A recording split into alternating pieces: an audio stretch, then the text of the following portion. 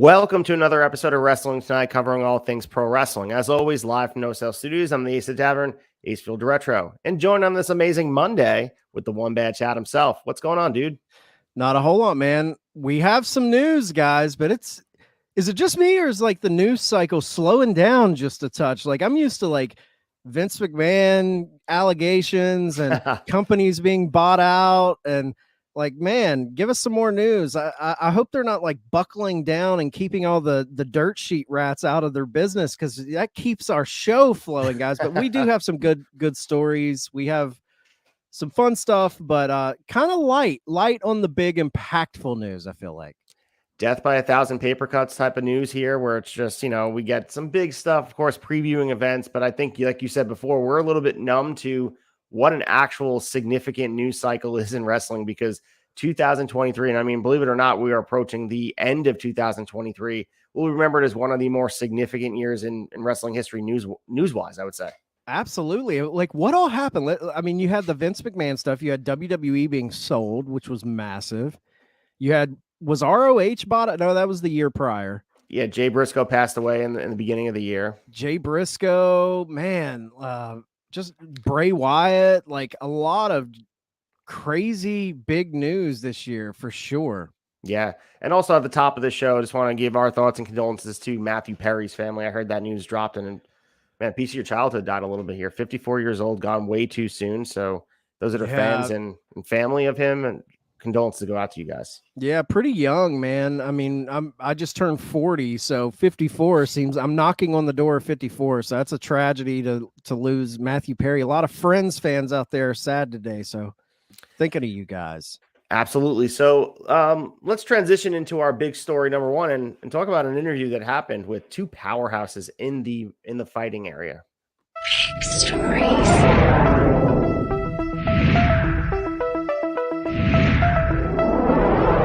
Story one. All right, let's start with the first part of this, Chad. There was an interview with Sports Illustrated that the UFC CEO spoke with them and had a lot of these quotes that were making headlines, people making graphics with just one-off quotes. But there were a couple of main things, and mostly he was being asked about his relationship with Vince McMahon, both historically and currently.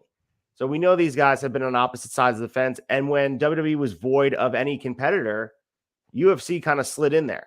And I know they're not doing the exact same thing, but really what they're doing is selling tickets and trying to drive a live gate and get people to buy their TV rights. So in a lot of ways, they're very similar than they probably imagined. And I think that's also why they butted heads. But this interview itself with Dana White was revealing for sure. It was very, you could tell that Dana White was being himself. It wasn't like he was put a gag clause on by TKO. He definitely was the Dana White that we have become familiar with, you more so than me, being a diehard UFC fan. But we also got the back end of it that we're going to cover, Vince McMahon's response, because he was live for that Tyson Fury boxing match in person, where the MMA community cornered him with a microphone. And unfortunately, he was put on the spot, and we'll talk about that. But it was a rough go, given a lot. That was one of the first times we've heard Vince had to speak live that isn't, I guess, produced or given a lot of leeway and warning prior, because he wasn't able to think on his feet like he used to be able to do. And Father Time is undefeated, and we watch it kind of unfold in front of our eyes. Yeah, no matter what amount of facial surgery or Gomez mustache you have, the cognitive abilities do decline. And speaking of Dana White, not really like having a gag order or anything like that. If you're familiar with Dana White and watching Dana White interviews, scrums, all of that, this dude is incapable of a gag order. If TKO and Ari Emanuel were to ask him, hey, could you tone it down? It's not going to happen. And that, if you're a fan of Dana White, it's became something you love. This isn't Roger Goodell of the NFL, man. This guy speaks what he feels. I mean, if you look at the history of things he said, he's went after Bob Arum in boxing, and he said some wild shit about him.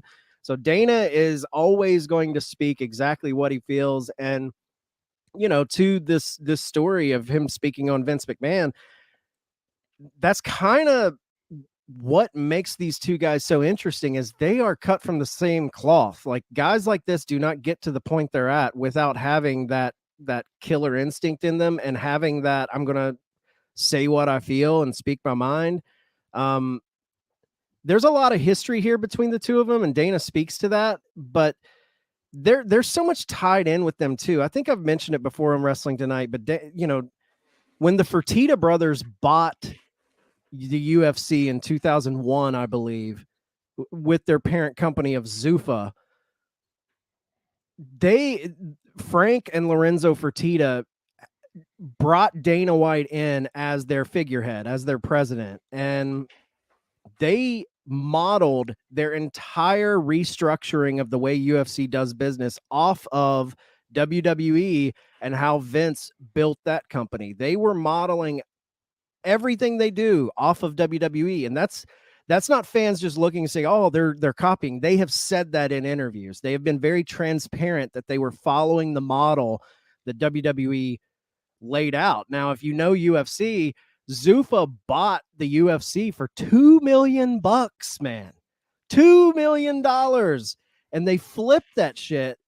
They do the Ultimate Fighter in 2004 or 5. They have that big fight with Stephen Bonner and Forrest Griffin that set the world on fire and really kicked off the golden era of UFC with the likes of Chuck Liddell, Randy Couture, Tito Ortiz, all of these big names. They blew up. They became a household name. They do UFC 100. They bring Brock Lesnar in, brings more eyes. Then you get people like Conor McGregor, John Jones taking the GSP, taking this Anderson Silva, taking this company to the next level. But all of that started down to fighters being recognized as independent contractors, but really being treated like employees. It's like, hey, we don't have the freedoms that an independent contractor has, but they kind of work around the loopholes. All of that was modeled after what Vince McMahon did. So that kind of goes to show you the influence and the power of Vince, is that two casino owners in the Fertitta brothers and their best buddy, Dana White, looked at Vince and said, okay, look what he did. We can do that.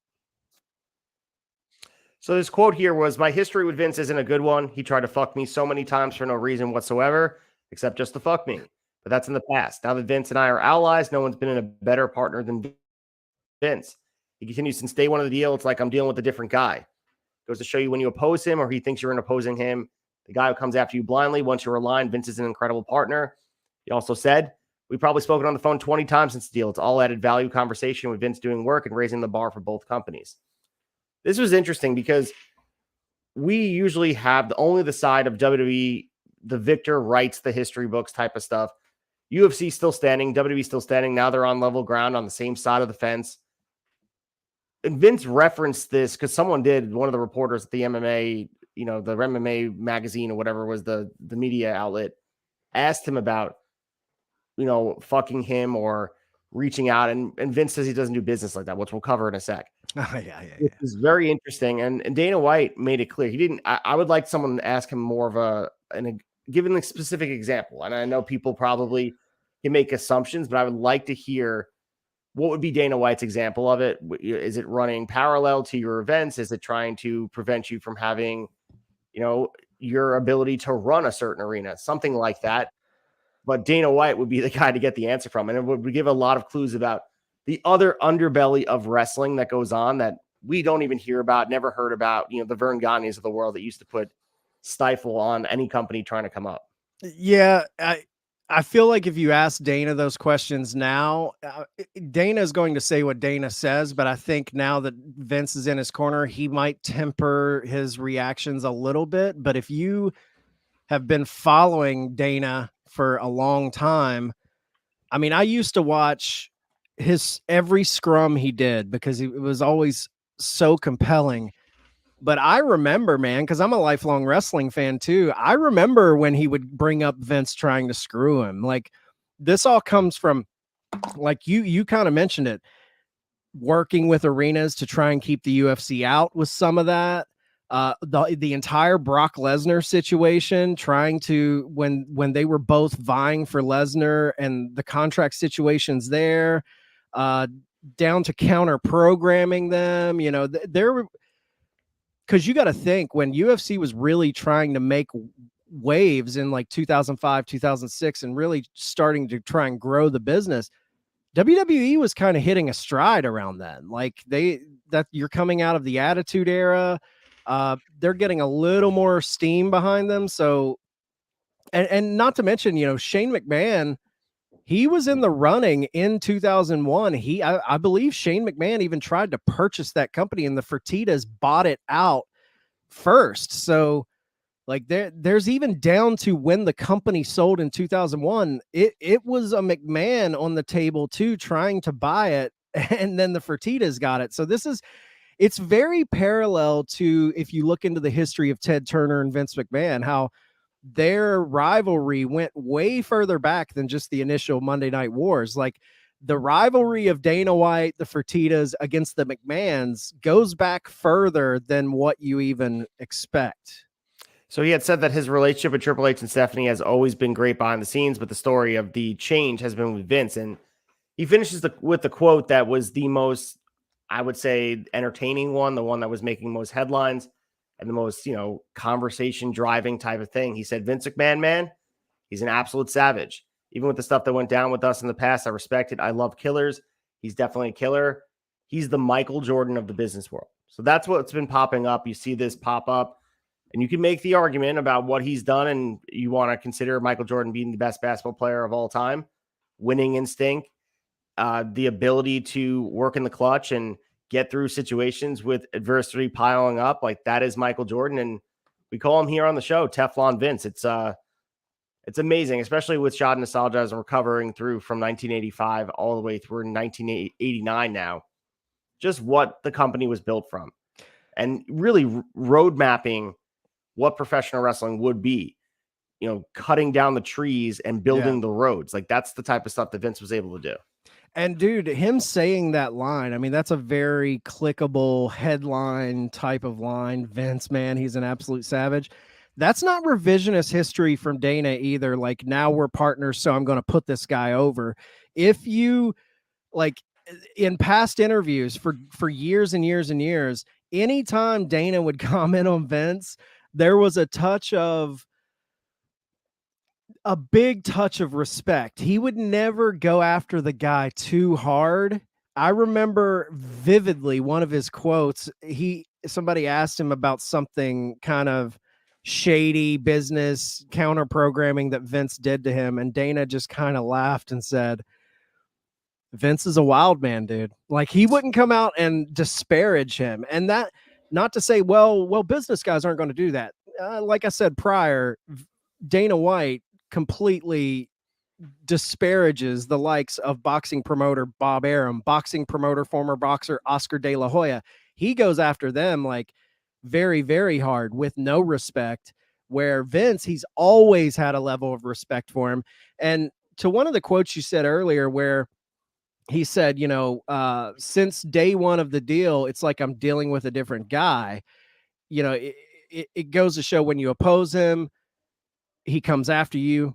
Once you're aligned, Vince is an incredible partner. Another piece of news that came out, and I found this very, very interesting. UFC just signed a deal with Saudi Arabia to bring a UFC fight to Saudi Arabia. And the person who brokered that deal was Vincent Kennedy McMahon. So it just goes to show you, man, that's why Endeavor right now, particularly TKO, is such a formidable company. Ari is a mover and shaker, the guy behind it all. He's a big, big time mover and shaker. But when you put two absolute junkyard dogs in the business world, Dana White and Vince McMahon together, man, they're going to be able to do a lot of stuff. Now, I don't know how much more time Vince has as far as being, that sly, crafty business guy, because he is ending the end of his run here. But Dana's still a formidable businessman, and with these two kind of working together, it's scary for the other businesses out there that's trying to get a foothold in the world of wrestling or mixed martial arts, because these guys are going to dominate the arena. Yeah, so and the follow-up of the story was the more interesting one, because I know the Sports Illustrated article got a lot of love, but seeing Vince in person being cornered by the media. I mean, he made himself available for it. And of course, Undertaker was there with him. So maybe he felt more confident to speak. And he was in Saudi Arabia for Saturday's boxing match, Tyson Fury versus Francis Ngannou. And the MMA Junkie was the outlet. And they jumped right to the quote from Dana White saying, what do you have to say that Dana White said that you used to try to fuck him? Like, get in his way, obviously. Yeah. And he said, please, I don't do business that way. I don't bust anybody's chops unless they get in the way. Dana and I get along very, very well. He's a really good guy. We're good partners and good businessmen. And when you're good businessmen, you get along.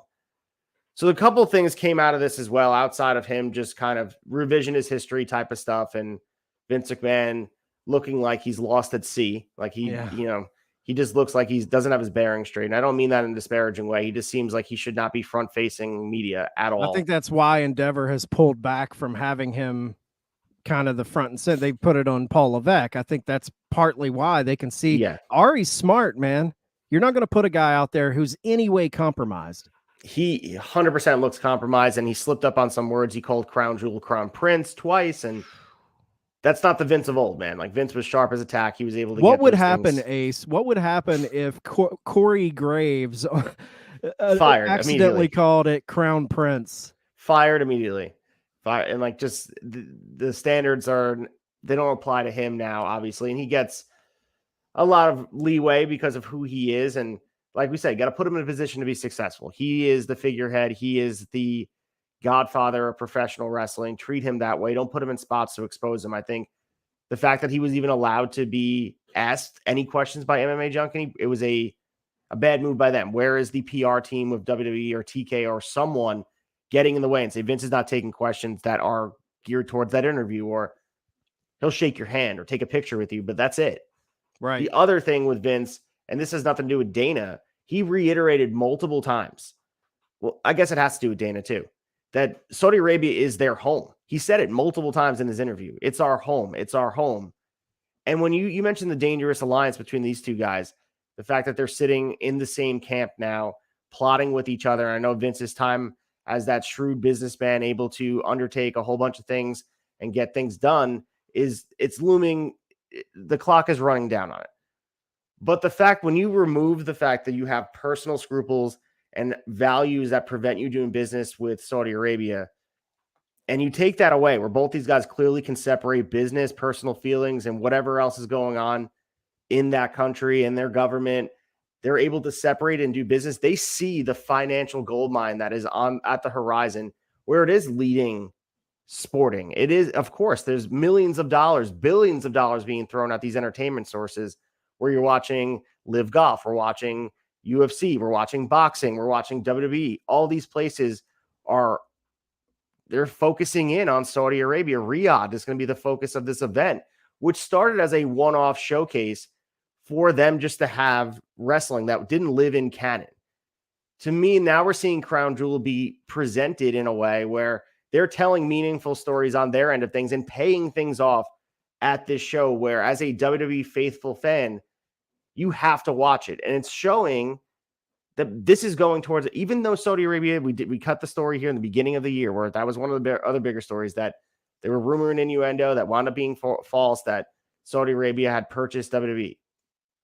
Well, they didn't purchase WWE, but in a lot of ways, they're calling the shots too, because they are a huge financial benefactor to everything going on behind the scenes. And Vince said it twice. It's our home. I mean, can you imagine 40 years ago if you would have said Vince McMahon, place that he used to talk, New York, Madison Square Garden. I just watched the Vladimir documentary that happened. Talk about the Mecca, MSG. Saudi Arabia is your home? Come on.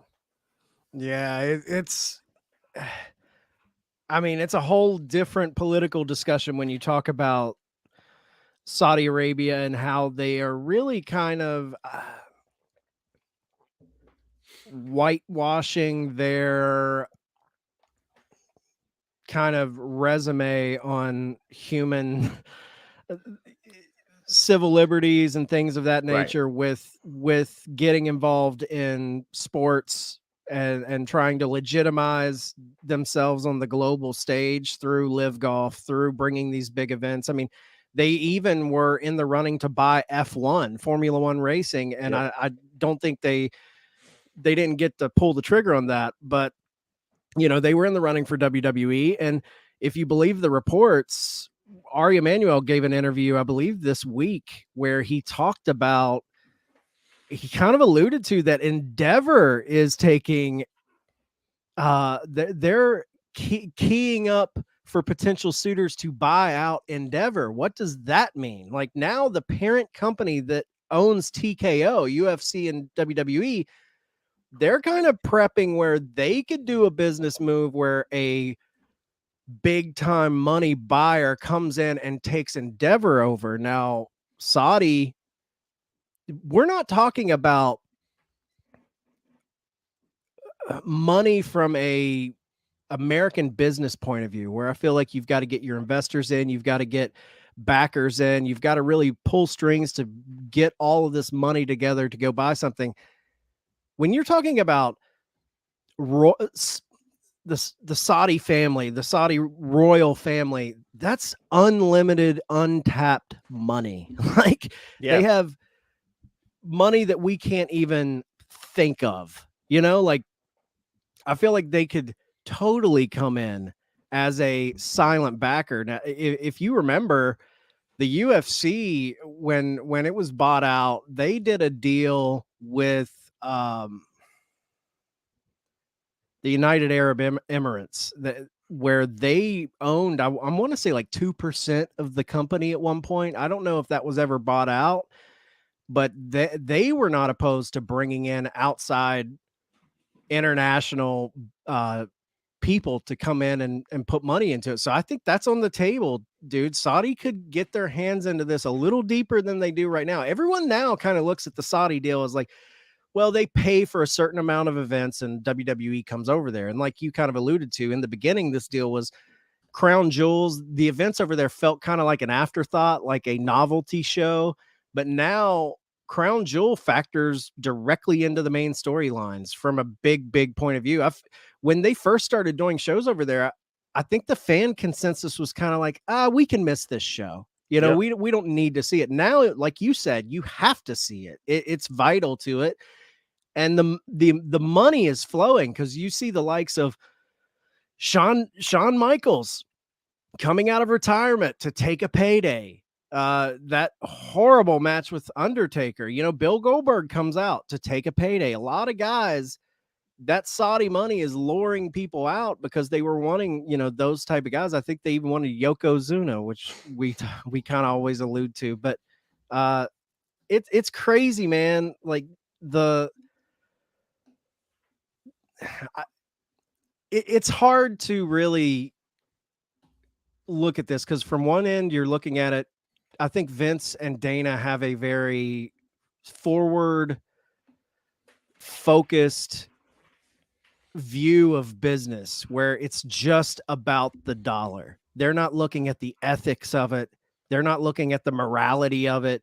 They're looking at it of this is, and that's, I think for guys who climb the ladder and get to the point they're at, that's kind of the mentality you have to have, is like, it's all about making the big money business deal. And I think that's how they look at it. But on the other end, I'm looking at, that some of the things that have happened with the Saudi government, the human rights violations, the American journalist who was assassinated over there and kind of hidden, and what became of that. There's a documentary on it. The name is kind of slipping me, but business is business, though. You deal with dirty people when you get to this level of business. And I don't know, man. I don't know how I feel about it. I've never really felt good about being... WWE has always felt like such a American product, and I'm not getting all patriotic or anything like that, but it definitely feels like made in America. And now one of your massive business partners is Saudi Arabia, and you can look at the track record there. There's a stink on it for me, to be honest. I completely agree with you. And you mentioned the Endeavor Group holdings talking about making a pitch for a sale. And Ari Emanuel quoted in the Endeavor press release on Wednesday announcing the initiation of a, quote, formal review to evaluate strategic alternatives for the company. So everyone's asking, what does this mean for TKO? Is this going to be upsetting what's happening here? They made it clear multiple times that this is not going to change anything as far as who's holding stake in WWE and UFC. They wanted to make that clear, but we know that one thing's sure, that things change and power and money talk. So the email that Brandon Thurston posted, an email that Endeavor sent out to staff, somehow he got his hands on it. So essentially he said, and I'll read you a quote of this. He says, as part of his review, Endeavor will not consider the sales or disposition of his interest in TKO. Endeavor has not set a deadline or definitive timetable for the completion of the process, and there's no guarantee of any specific outcome. We do not anticipate any changes to your day-to-day, and we will share more information when the need arises. Obviously, within the staff, TKO, WWE, and UFC alike had some level of concern that they had to send this email out to put out the fire. But I mean, anybody that works in a company anywhere knows that it's corporate speak. You know, like sometimes it's just to put a fire out, even though the fire is still burning out of your sightline. So I don't know. I thought it was very interesting to hear that, and really to hear Vince, his passive voice speaking out in the out loud, saying that Saudi Arabia is our home now, spoke volumes to me. And man, watching Taker next to him too, not to harp on this too much, but seeing Vince with the cane limping around and then seeing Taker there almost as like his shepherd or his babysitter. Like he's sitting there watching him and he's making faces like he's hoping that Vince doesn't stumble and say the wrong thing and doesn't want to embarrass him by overstep. Like it was a very uncomfortable position for Undertaker to have to be in. I'd imagine this guy who was this polished businessman going toe to toe with any media outlet. Go back to the Bob Costas thing, going like leaning over in his chair, just forehead to forehead with Bob Costas. This dude is stumbling over his words, can't name the event that's coming up this weekend. So yeah, man, like you said, Father Time is undefeated. I think we're seeing that. It's wild to think, you know, Vince Sr. was once that out of touch guy, and you know, young Vince comes in, takes it over, builds this company out, and now we're seeing the shift. And we all had in mind Shane, Stephanie, or you know, later Triple H, Paul Levesque would be, you know, getting the keys to the kingdom, and then Endeavor steps in. It's weird how things play out. I never thought we would be where we're at, and I know fans are very easy to poo-poo all of these type of changes. It's business as usual. The product on my screen has not changed, so it just feels like the same has happened. But if you look at the way the business is structured now, things have definitely changed. And even though they have way more money and power behind them, for me, knowing the way this is structured, hearing Ari talk, hearing Vince, even though there's more money, more global reach, I think it's more unstable. Just from the future is more unstable to me now that the final call is not a McMahon making it. Because when you take that out and it's the mom and pop shop and it's this family business that's ran by them and they have the final say, when you take that element out and you go to the greater global business dealings of this company, anything can happen, man. And there's an instability in that to me where, like you said, with Ari saying this isn't going to affect TKO, and I'm sure it's not like they're bringing someone in to take a percentage of the TKO Holdings Group. But if they are taking suitors or kind of taking the temperature of the room with people coming in with Endeavor, that means if you get a major power player who buys a major stock in Endeavor, then you do have say in TKO. You know what I mean? Like because TKO is a holding of Endeavor. So right. Yeah, you're not taking it could be affected. And I think it's all Ari doing business speak to kind of put the fire out before it catches legs and grows into something that they can't, you know, explain away. I think it's good for the business they're doing. They're making money hand over fist. But me as a fan, knowing the way just corporate takeovers and things like that go, even though they are loaded with money and business is booming, I feel more instability as a fan of what the future could hold than I did when it was just a McMahon business. I felt more secure when I knew a McMahon was making the call. And it's also interesting, too, that over time, we mentioned before the beginning of Crown Jewel, the Genesis was this one-off type of show just to entertain a country that's never gotten wrestling, and they were trying their best to spin it in a cultural, significant way where they were making a difference, bringing the change they want to see. But as we see over time, the tolerance of the fan base continues to just grow, where it just became a one-off event. Now it's every year, and all of a sudden now it's significant to WrestleMania. They're having big events here, and now people are previewing it like it's happening in Chicago. It doesn't matter. And we're going to be talking about the card, and I think people have to keep sight on as we watch WWE grow into what they're becoming, good, bad, or indifferent. It's changing, and we're seeing all these 100%. international dates in a good way, like going to Paris. We'll talk about going to Berlin, all great stuff. Australia is going to be the home of Elimination Chamber. This is just a different direction. And this is not the WWE that was, again, to bring up the documentary with the superfan Vlad, this is not the WWE that he had in mind, where he was sitting front row and being a guest on Piper's Pit to help pick Hogan as his partner. Like, this is not the same company.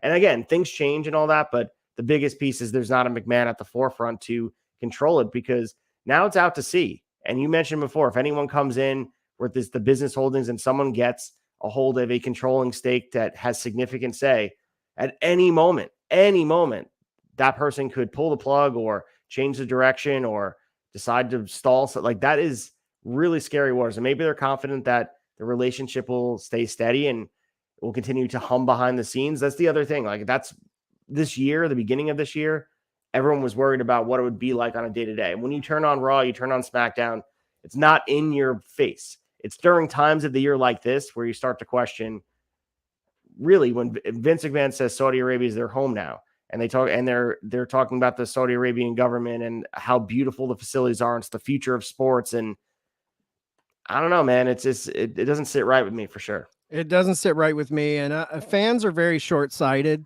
You know, if you have our SmackDown on TV or Raw on TV, and it looks like we always are used to, you kind of don't think too far into the future. But where my mind goes with this, and maybe I'm not around to see this, maybe Paul Levesque has a long, healthy life. I hope he does. But my mind goes to what happens when Vince and Triple H aren't around anymore. Where's the company go then? Like, Right. You have to think like that. There's no next guy up. Like, if Vince, something happens tragic with Vince, I mean, he's close, man. He's getting up there. And then we know Paul has, you know, he had the heart issues. Like, if something unforeseen and terrible were to happen, what then? That's where the instability with me comes with. Are they going to be grooming Aurora to get ready for this? Like, Aurora being Triple H and Stephanie's, you know, oldest daughter. Does she have an interest? We don't know. We've never seen her as a person that was involved.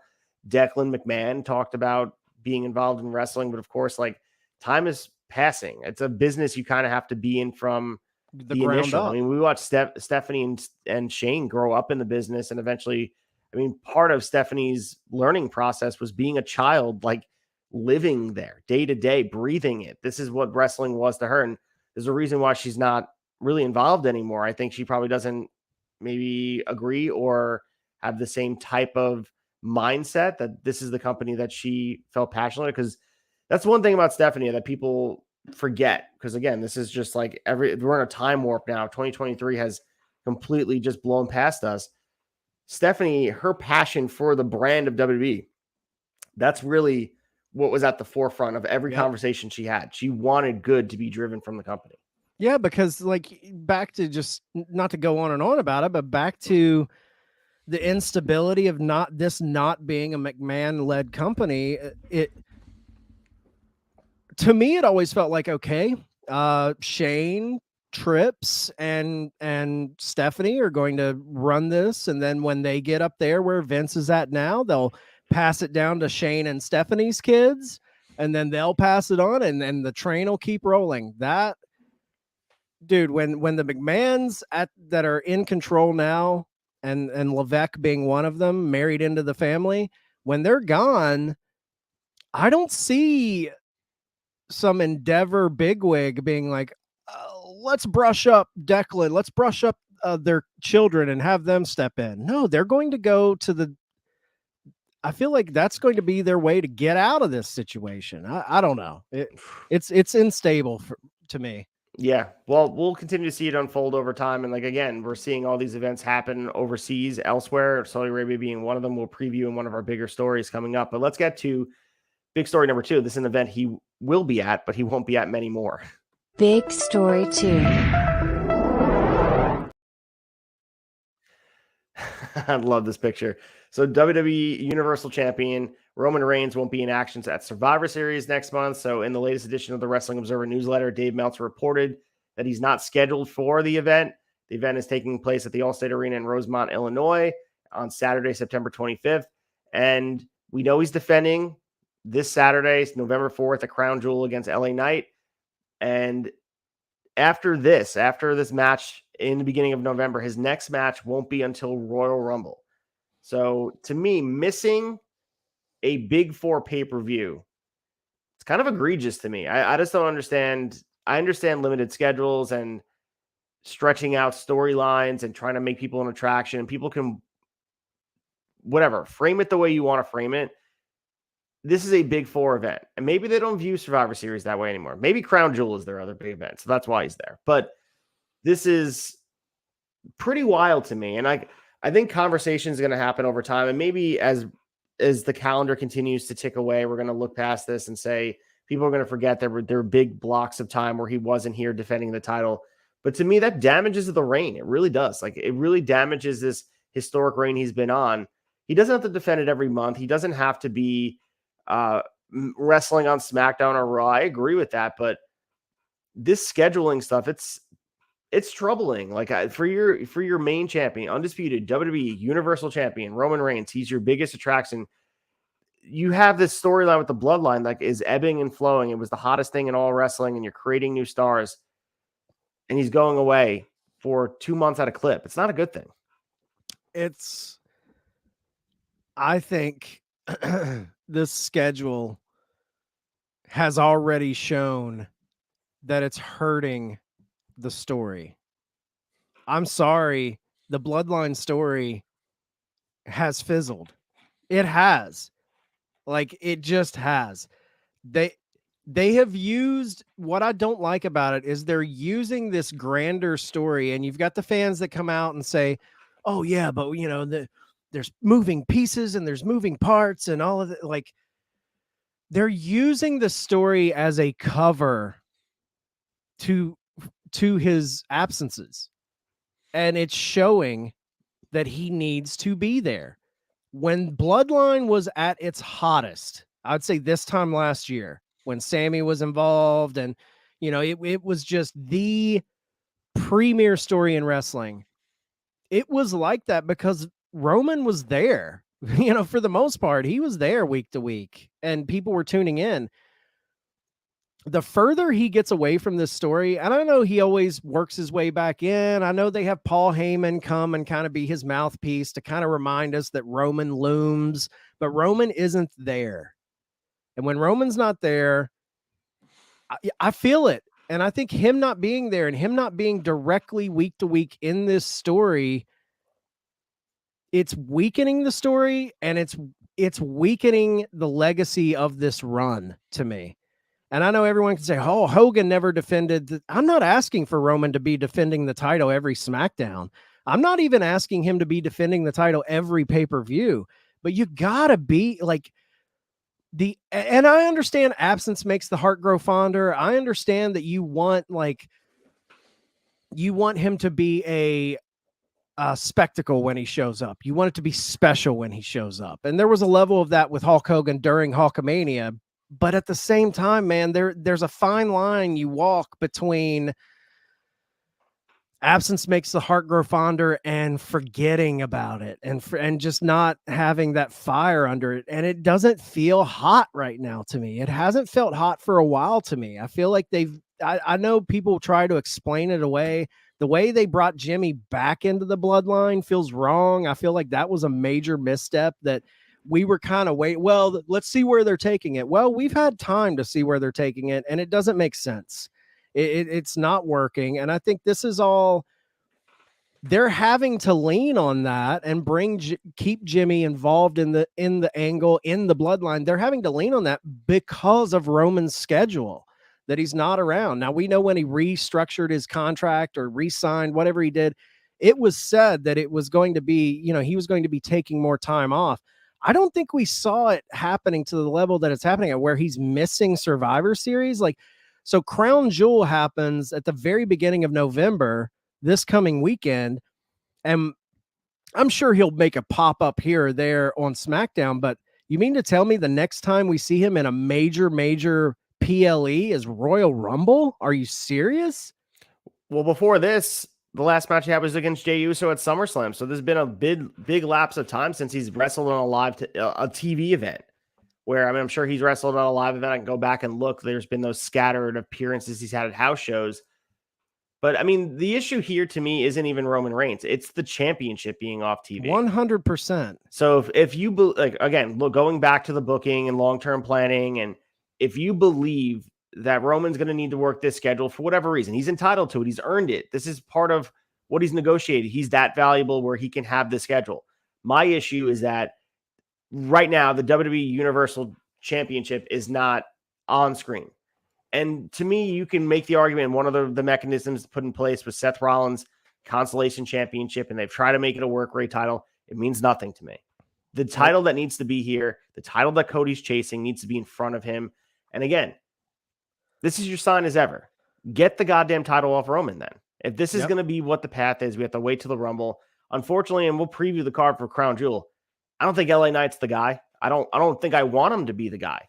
This just brings it back. It just has to be Cody. Let's pull the trigger. We know Cody's going to be there. He's going to drive merchandise.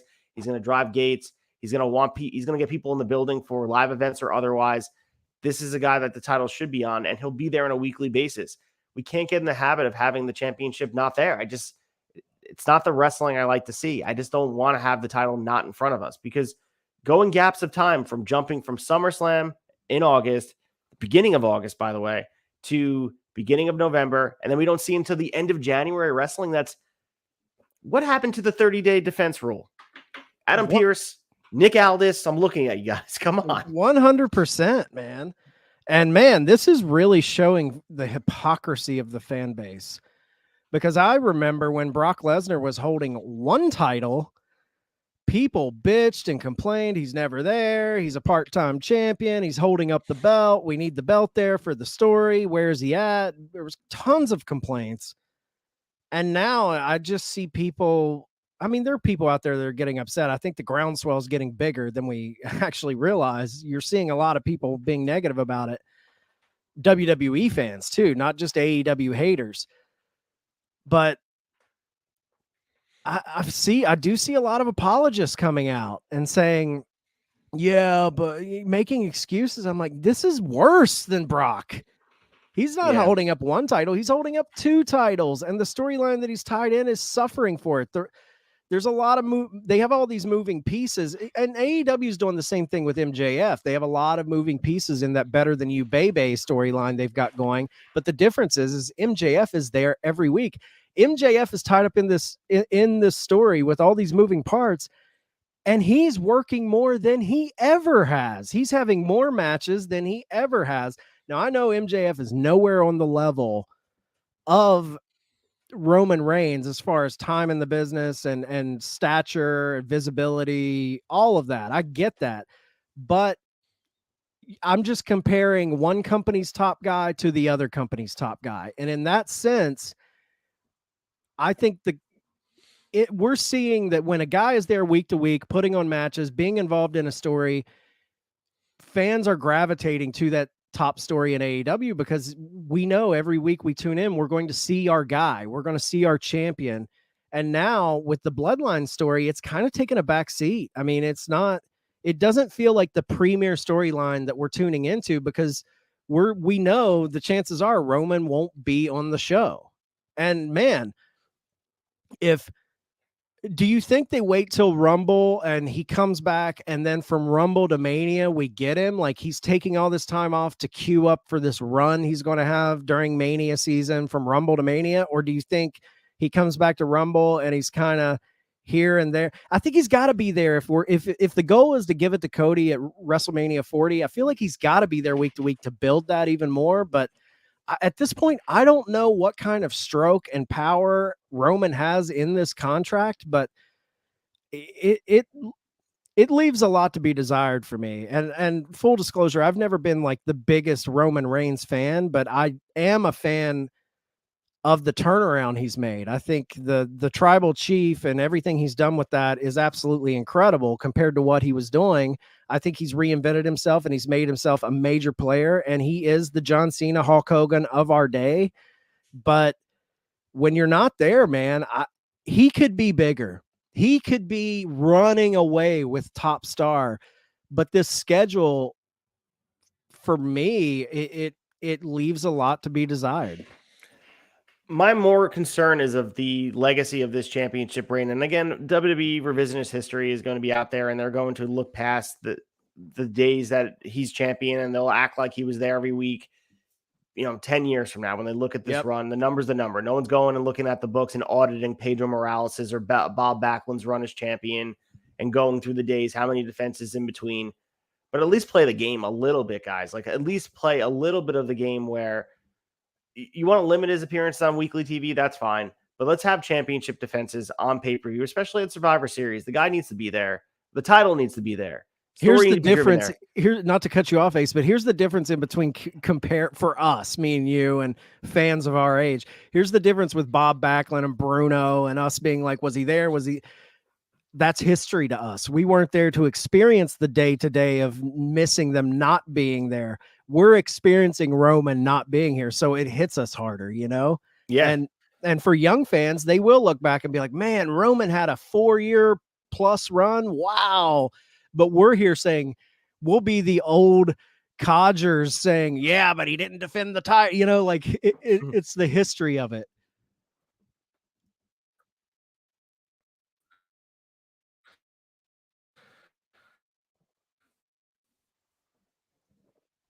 Did I lose you?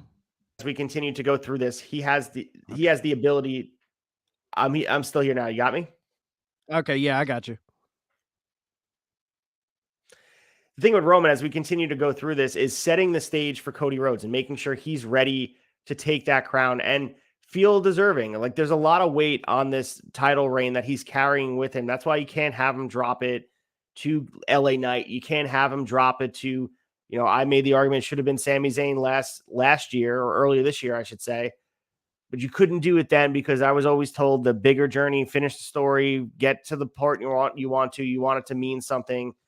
My fear is that as you're dragging this legacy altering thing, albatross that he's carrying over his shoulder, trying to get it to Philadelphia, does it mean less as it's dragging across the ground to get there? Like, shouldn't it be lifting over your shoulders, being as hot as it's ever been? And maybe they'll put the heat on it, dude, on the front burner, and they'll get it going, and it's humming and making it feel the same way it did last year. That's my fear, though, that it's just like the reign ends with more of a hum, not a bang, and Cody doesn't go out and get the pomp and circumstance in the crowning moment and get the same weight he would have gotten it if it would have just happened at 39. I think it should have happened at 39. I think it's already proven that in the way everything's been handled in the aftermath of 39. Like, 39 felt like the moment. And when they didn't put it on him, I was shocked, but then I was kind of like, okay, I'm with you. I'm along for the ride. But having seen where everyone that was involved in that has went since 39, I think it was a mistake. I think Cody should have won then. It's when it was at its hottest. And yeah, you're right. They're going to heat this thing up, and they're going to trick a lot of people to think this was the right time to do it. But you can't, no matter how hot you make it from Rumble to Mania, in my opinion, from 39 to Rumble has been weak. And you can't just whitewash that and forget about it and say, yeah, but Rumble to Mania was great. Yeah, but what about the last 8 months? It's been very, very just underwhelming. And I use the hot hand. And no matter what they do, they'll make it feel big because it's WrestleMania 40. And it is a crowning kind of moment for a big event, 40 years of WrestleMania to do this big change. But I don't know, man. I think they made a misstep. I really do. It was so hot. The moments seemed so right. And just seeing where the bloodline has went after 39, I just think they made the wrong decision. And I think the titles, I should say, are suffering for it.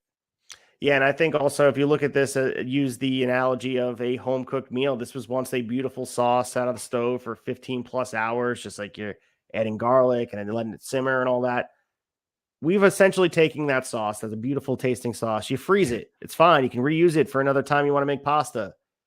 But how many times can you thaw it out and then put it back in the freezer and then thaw it out again before it tastes watered down and just doesn't taste the same? So Yep. Let's just get back to telling meaningful stories and using that championship as a function to build bigger stars. And I think Roman Reigns, he's proving right now with the schedule, with all of this, the way he drives merchandise, he doesn't need the championship as well. This is a guy who these two things are not in cohesion. They're not. You can't have a guy with that schedule and the championship at the same time. And that needs to change come March. If you're a champion, you have to be there. Period. In my opinion, like you don't have to be there all the time. I do get the absence makes the heart grow fonder. Like I said, I get that. But this is a different, I mean, you don't tie up your big belt with a guy who's hardly ever there. I'm not into this. I don't like where they're going with their champion right now. I just don't. And I still don't know where they're going with the WWE Championship lineage. Like, are they just combining the Universal and WWE? Like, I'm still stuck on that when they made it into one championship belt. So give me that answer, guys. I'm sure what they'll do, a couple years down the line when Roman is literally just showing up at Mania, they'll do the same thing that they did with this belt that Seth is holding right now. Triple H will make we have a big announcement for Monday Night Raw, and they'll come out and be like, we're bringing back the WWE Championship. And, they'll do one of those situations.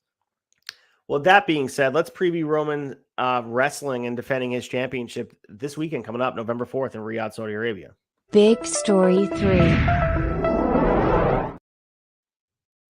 Live from the home of WWE, we have WWE Crown Jewel, not Crown Prince like Vince McMahon will have you believe.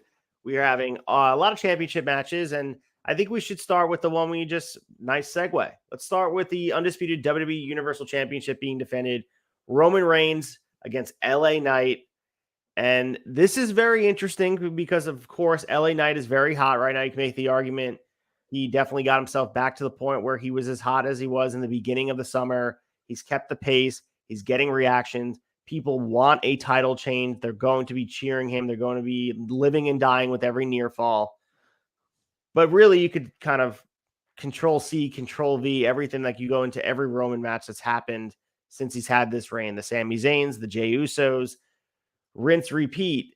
He's going to get close. He's not going to do it, nor do I think he should, even after talking about all this stuff. I think LA Knight is in a position that he could be an interesting option to be champion, but I still have my eye on the prize. It's Cody Rhodes. I don't want Cody's story to be altered in any way, and defeating LA Knight somewhere down the line is not the same to me. It has to be defeating Roman. No, this is a layup. There's no way in hell LA Knight wins this belt. As hot as he is, no matter. And I think he's heated back up. I think for a minute, people, he was hot and everyone's like, oh man, they're pushing him. And then people got a little, he's not the guy. And I think they have heated him back up more than he has been. I mean, I actually enjoyed that little segment where Roman came out, held the title up, and LA Knight's music hits and LA Knight just walks right past him without acknowledging the tribal chief. I thought that was a nice little moment to add some steam to this match, but come on, guys. Do we really think LA Knight is going to take this title? that's one of the problems I have with the part-time element of this and with the Cody Rhodes finish the story element of this is that every other match Roman is in feels so predictable to me. It's like we know the destination. I know here at the Tavern, we always beat the drum of sometimes predictability is a good thing. And I agree with that. I do think predictability can be a great thing in pro wrestling because we're all wanting the thing that we know should happen. But with this, I'm like, it just invalidates the title run even more. Not to continue off of big story number 2, but the fact that every match with Roman putting those belts on the line, the way they've constructed the story, it feels so predictable that the story doesn't hit for me with Roman's title defenses because nothing seems legit. Like nothing seems like, man, anything could happen here. We're going into this, at least me. I mean, maybe some fans think LA Knight can take it, but going into this, I just don't see a world where LA Knight walks out champion. I completely agree with you. I think there's really not a shadow of a doubt that Roman Reigns is walking out as the reigning undisputed WWE Universal Champion. And maybe he shouldn't. I'm not saying he should. I'm just speaking to the grander kind of. No, I agree. The predictability of it is definitely damaging for sure. And I was also thinking about this as I was watching probably the same LA Knight segment you're talking about here. And I think I realized, like, I feel how people probably felt in 2014 when I was a Daniel Bryan fan, just like, I believe in the yes movement and I'm very behind this. And why don't they want him in there? I don't want Randy Orton versus Batista. I don't know, man. Like, I appreciate the organic nature of how over LA Knight is.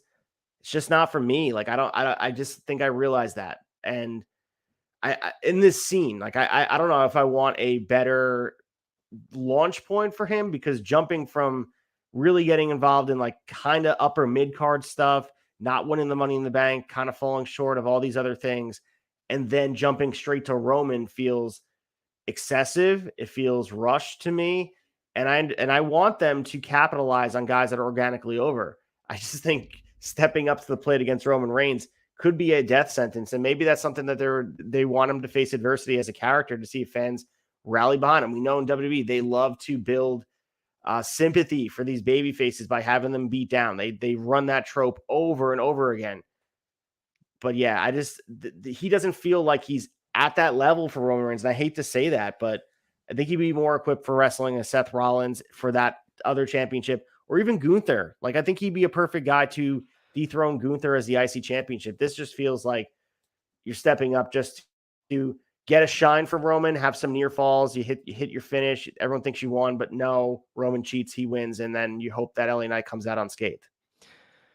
Yeah, I think there's a little bit to be said about LA Knight being in a big marquee match with Roman, and they're building this guy, seeing how much legs him as a true main eventer has, and putting him in there with your top guy is a way to kind of gauge that. I don't know if it hurts him coming out of it. I mean, when you're up there, there's a lot of fans, especially casuals. If they see LA Knight in a ring with Roman, their mind is going to go, oh, he's a top guy now. I need to take him serious. Even in a loss, I think he gains something from this. So I don't have so much.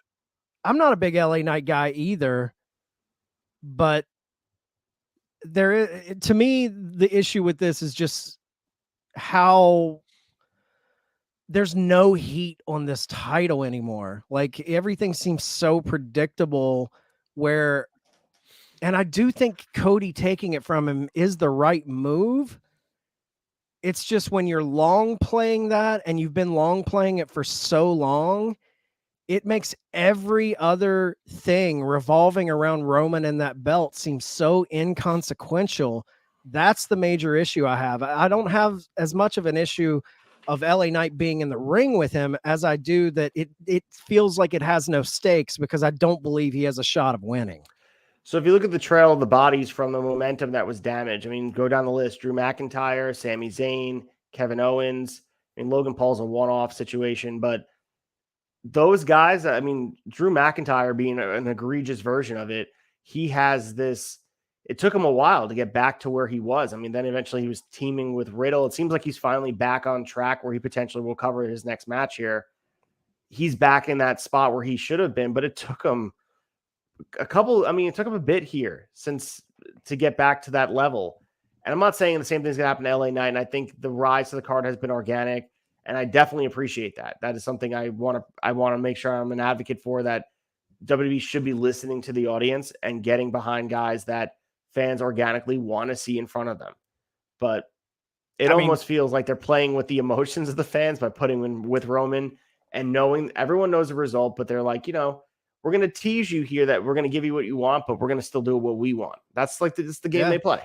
I mean, maybe it's just me, but Sami Zayn and Kevin Owens feel completely forgettable to me. Well, because of the trail of bodies, I think from being left in the wake at the expense of this historic title reign, getting over 1,000 days and then surpassing that and then touching all these other historic monumental dates, everybody else is left in the wake of it. And if he's not even there to start, bearing the fruit elsewhere, if you start to feel like, what was the point? Yeah. Like what is the point of this? If we're actually, who's benefiting from this? And even another body in the trail of bodies of Roman Reigns, like another guy's Drew McIntyre that you mentioned, he's got this match with Seth Rollins for the World Heavyweight Championship. That guy carried your company during the pandemic with the title. He had one of my favorite Rumble moments of the last decade when he eliminated Lesnar with that big kick, that big boot after Lesnar was running roughshod over the Rumble, tossing everyone. And I thought they really crowned him well. And this goes, maybe I'm wrong. Maybe I'm not watching every little thing and maybe I should feel differently. But this World Heavyweight Championship between Drew and Seth, I feel like that's predictable too. I don't think there's a shot in hell Drew wins that match. I feel like the train keeps rolling with Seth. I don't feel that he's going to beat Seth. I don't feel like this is the moment for it. Maybe they shock me and give it to Drew. His contract's coming up. They're saying he's yet to sign. But like even that, and here's my problem. I know it's Crown Jewel, and I know a lot of people in the past, we kind of spoke to this in Big Story 1, how Crown Jewel felt like an afterthought, like no big stories happen. They have had title changes there before, but when I'm looking at this card, and everything seems so telegraphed and predictable, that's not what I want in a PLE or a pay-per-view. I want to go in where I feel like what's going to happen. They could go this way, they could go that way. I have no idea what they're going to do. And I feel like there's other companies, other promotions right now. Like when I sat down to watch Bound for Glory, I had no idea if they were going to keep that belt on Alex Shelley or if Josh Alexander was going to get the title again. When I sat down at Wrestle Dream, I didn't know. It was a very unpredictable card. Predictability is a good thing, but it's so much better when you go in and you're like, man, if they go this way, this could happen. But if they go this way, this could happen. With Crown Jewel, I don't feel that. I don't feel, and we could come back next week on Wrestling Tonight and talk about the fallout of Crown Jewel, and we could totally eat our words, and I will. If any of these belts are on the challenger's waist when we come here next week, I'll totally own up to it. But I just don't see Drew or LA Knight either walking out with these titles. I think there's more of a shot for Drew than LA Knight because 100%. Specifically the unique nature of the heel turn that's been brewing here. And you follow how wrestling, has been trending with him. It feels like they're trying to heat him up to a point where he's back to that level that you mentioned in 2020, where he was the guy carrying the company on his shoulders. But I think really the big deciding factor is behind the scenes, something we won't even know. I mean, I think there's 5 months left on his deal, depending on what date you believe. So I would imagine that wants to be cleared up before. Maybe that gets done before the event happens and they decide to go with Drew.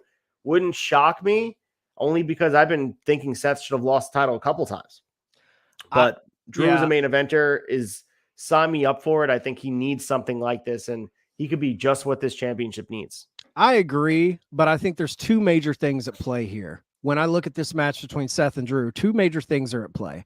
One is the legitimacy of this participation trophy fraudulent title. belt, yes. Yeah, the legitimacy of this participation trophy. I feel like within the minds of their booking strategy, I wonder, do they think, being the workhorse world title, whatever you want to call it, do they think that Seth needs a long reign to really make this championship matter? And two, the second thing at play here is what it's going to show us how they truly feel about Drew McIntyre. Now, I know during the pandemic they put it on him, but since then it's been kind of cold for Drew. And do they see him as that guy? His contract's coming up. This is going to tell us a lot about if he signs or not. I think, not to say he has to win a title to re-sign with the company. I think wrestlers themselves, that doesn't hold a lot of weight. We saw them put the tag titles on FTR, the Revival at the time, and people were like, oh, that means they're going to stay. I don't think wrestlers really care about title runs when it comes to re-signing their contract. They just want that. They want a big featured spot on the card, and they want money. But this is a telltale sign of what WWE sees in Drew, because I think if he doesn't win this title, there's a good possibility Drew could test the waters on the outside. I really, really think that. The return of Drew Galloway would be fantastic over in TNA, but I'd love it. We also have the Women's World Championship being defended. Rhea Ripley against Nia Jax, Raquel Rodriguez, Shayna Baszler, and Zoe Stark in a fatal 5-way match. If you look at the Vegas odds, Rhea Ripley is a negative 1,000 favorite in the match. So everyone believes what you're saying to here, that there's not anyone in this match that's even close to where Rhea Ripley is. She's right now standing head and shoulders above everybody, not even just in this match, just on the whole roster. It's kind of, this match itself is a microcosm of what the issue is with the women's division. No one is approaching where she is. And this is the type of match we get as a result of. They throw a hodgepodge together to see if they can gauge some interest and have a little bit of diversion, knowing that Rhea doesn't have to be pinned to lose the title. And maybe that gets people interested that the title could change hands, but not a chance. Again, predictable. Rhea walks out. This is a predictable card.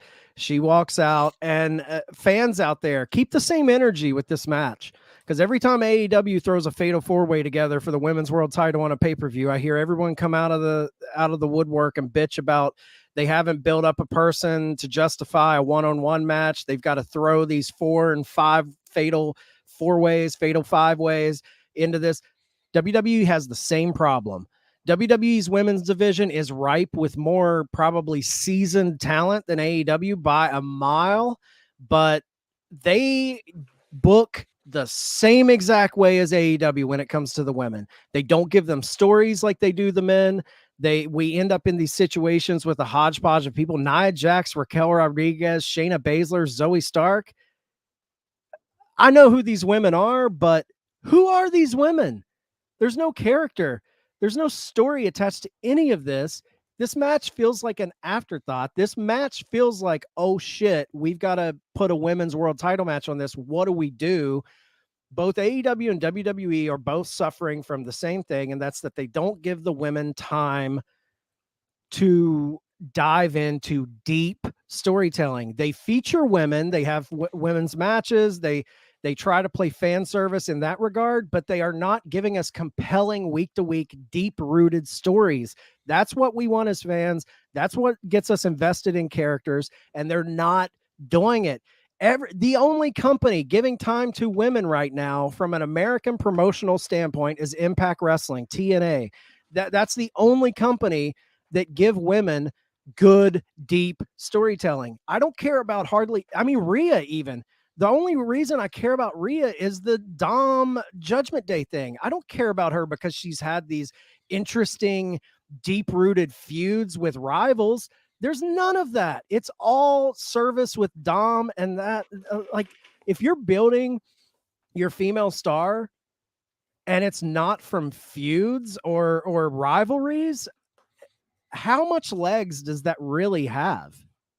No, I agree with you there, and we'll see what happens for Rhea come, Royal Rumble, and beyond, but she needs to be heated up quickly in a program because she's just dominated everybody.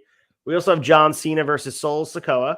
So this is really reimagining the Umaga feud with John Cena playing the role of John Cena, who continues to cosplay himself, who this run has It's an been embarrassing run. devastatingly inadequate, in my opinion. I just looking at this and just on paper, you could be like, oh, this would be a cool moment because, the history with, Solo Sikoa being very similar to the Umaga character, flashing back to the match that they had at the Royal Rumble, that bloody affair for the WWE Championship. But yeah, this is just a match here, and I would imagine Solo's going over here, and I don't know if it even means anything anymore because John Cena's giving out the wins elsewhere. Could you imagine 2 or 3 years after Stone Cold Steve Austin walked away from the business, if it wasn't due to an injury, if he came back for a 1-year run or a 6-month run or whatever it was, and he was just a guy in a match on the card?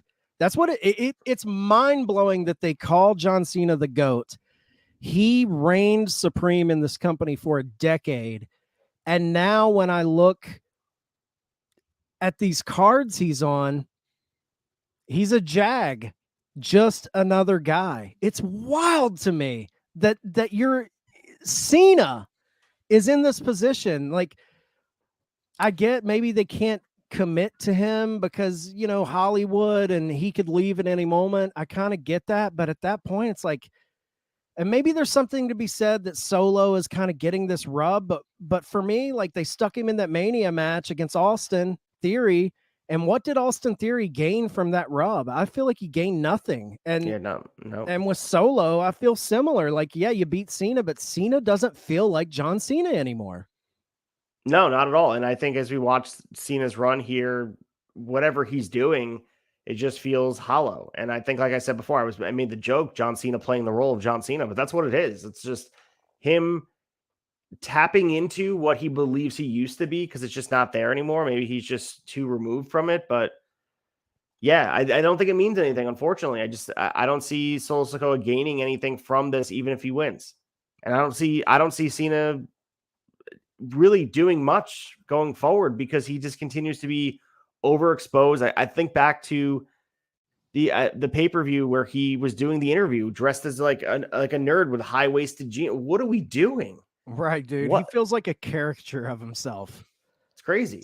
It's crazy.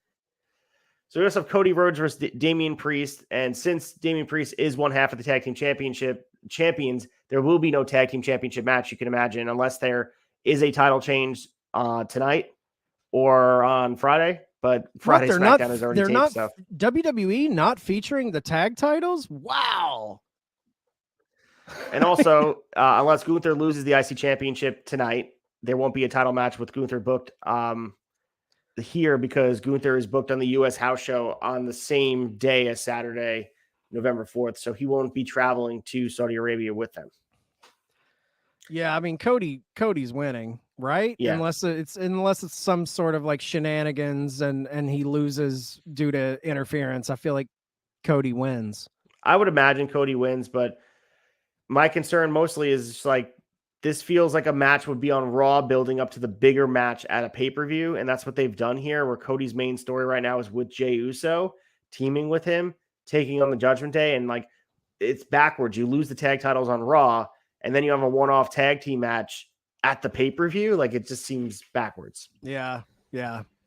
We also have the United States Championship on the line, Rey Mysterio against Logan Paul. So you'd imagine really looking at the way the scheduling works, but again, looking at Roman's schedule with titles being sort of held hostage for months at a time, I think Logan Paul won't beat Rey Mysterio. It's not likely, but I wouldn't say that it's impossible because, really, if you look at the gambling odds, and I know that they definitely do resonate with some people here because the gambling does hold a special place, and then Vegas has a line they ride with, Paul being a negative 270 favorite means that they believe he actually could win. But looking at, the past lines, it was negative 3,000 against Reigns, and then he was negative 400 against Rollins. So, I should say Reigns was a negative 3,000 going in. Like, for those that are novices as far as betting goes, like to win $100, you have to bet 3,000. So like it's right. They believe Paul's the favorite here. Do you think he's going to walk out with the U.S. title?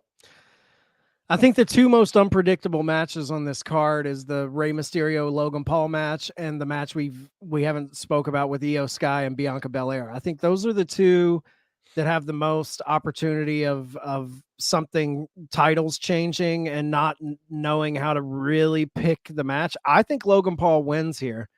I think they put the strap on him, and but Ray could win. So this is an unpredictable match. I think Logan takes it. I think, he's been putting over the company after his celebrity boxing matches with Dylan Dennis and things like that. He's putting over. He called out Ray on I guess you could say it's a big platform. His pay-per-view numbers in his boxing matches aren't as big as what people think they are. They're pretty low, actually. But he does take these outside business ventures and takes those opportunities to plug his WWE career all the time. I think the company respects that, and I think they're going to reward him for it. I think Logan wins. And just talking about the Io Sky Bianca Belair match, I think Bianca could get that title back. I think Io Sky's reign has been absolutely forgettable, and I could see them using this as a moment to heat Bianca back up as champion and maybe build towards Jade Bianca. I think that's something WrestleMania 40 with Jade and Bianca. I know everyone's saying Charlotte and Jade, but there's something cool about Bianca and Jade, two black women going for a world title on the world's biggest stage. That's a monumental moment for WWE that I think, give me Bianca and Jade before give me Jade Charlotte. And I do think they want Jade in a world title picture at WrestleMania 40. So I'm picking for title changes in both of these matches, Bianca and Logan winning the belts. Yeah, I think Bianca returning last week was a precursor. I mean, she was off. I think she was filming something, also taking a break just to kind of get her head straight and just take a break. Really, that's what you need. Respect the mental space. Yeah, I think they're going to rewrite the story. Like, Io Sky is just kind of holding the championship right now, keeping it warm, but Bianca Belair, I believe, gets the win here as well. Yeah. So yeah, we'll definitely talk about the fallout of Crown Jewel going into next week, and just maybe we're talking about a new undisputed WWE Universal Champion. Probably not, but at the very least, we'll get to see the highlight of Logan Paul probably win the U.S. title and Bianca Belair winning the Women's Championship, and then we'll see all the fireworks at Riyadh and the future of sports, and Crown Prince will go off the air.